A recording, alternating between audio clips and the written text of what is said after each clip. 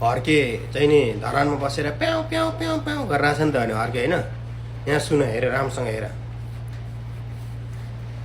हर्के साङपाङ यो लाटो देशको गाँडो तन्नेरी हो कि न यसलाई पोलिटिक्स थाहा छ यिनलाई, न यिनलाई त्यहाँको केही कुरा थाहा छ। हावामा बोल्ने, हावामा चल्ने श्रम। तपाईँलाई एउटा कुरा भन्दै भने श्रम के हो, विज्ञान के हो, आइटी के हो, एआई के हो, बुझ्नुभयो नि? के हिजो मेरो हजुरबाउको पालामा कुटो कोदालो लिएर के गर्थे, बाटो बनाउँथे। तत्कालीन अवस्था स्काइपेटर डोजर भन्ने थिएन। ठिक छ, त्यो अवस्थालाई ठिक छ सुनाऊ। अहिलेको त आइटीको युग हो नि, एआईको युग हो नि। हामीसँग डोजर पनि छ, टेक्नोलोजीहरू पनि छ, सबै चिज चाहिँ एक्सरे गरेर हेरेर मिल्ने छ कतिको क्षमतामान पहाड हो भनेर, होइन? यस्तो युगमा आएर फेरि जनताले चाहिँ एक दिन ढुङ्गा बोक्दिन पर्छ अरे, कहाँ पुर्याउनु खोजे? त्यो सारा जनताले बोकेको ढुङ्गा विश्वमा श्रम ऐनमा कस्तो भन्दैछ थाहा छ? कस्तो छ श्रम ऐन थाहा छ?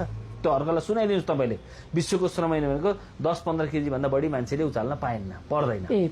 पर्दैन, त्यो श्रम ऐनमा छैन। अब के भन्दा त्योभन्दा बढी आयो भने लिफ्ट गर्ने मेसिनले बोक्छ, क्रेनले बोक्छ, डोजरले बोक्छ, बुझ्नुभयो नि? सामान्य मान्छेले त त्यो टेक्निकल फिट गरिदिने मात्रै हो। यस्तो जमानामा